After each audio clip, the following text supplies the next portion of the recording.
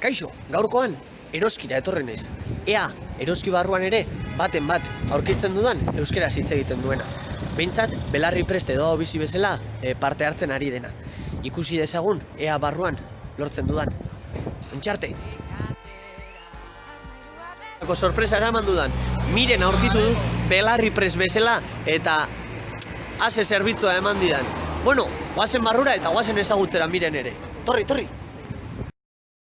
Eroskiko kajera naiz, eta ni orain dela urte asko euskara ikasi nuen euskaltegian, eta bueno, euskaraldian animatu naiz participatzera.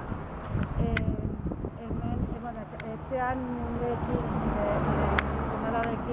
euskaraz hitz egiten saiatzen naiz, eta hemen jendea belarri prest ikusten duenean, nire gana etorri da, euskara zerbait galdetzera, eta esperientzia ona da, jendea euskara belarri prest ikusten duenean, pozik ikintzen du, eta nirekin euskaraz hitz egin nahi du. Eta nola ikusten duzu aurten euskaraldia? Nola bizi izan duzu hor eroski barruan?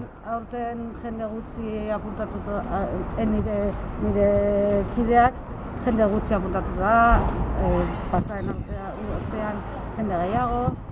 Ez dakit, aurten da pandemiagatik, ez dakit zer, kalean ere jende gutxi ez dago. Pasaren urtean nik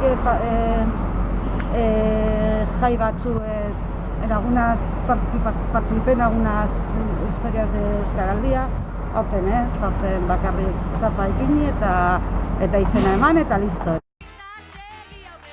Ze mezu botako zenieke deustuarrei, eroskira etortzen diren hoiei, zer esango zenieke? Jo, hemen jende asko euskara hitz egiten du, ni Sestaon bizi naiz.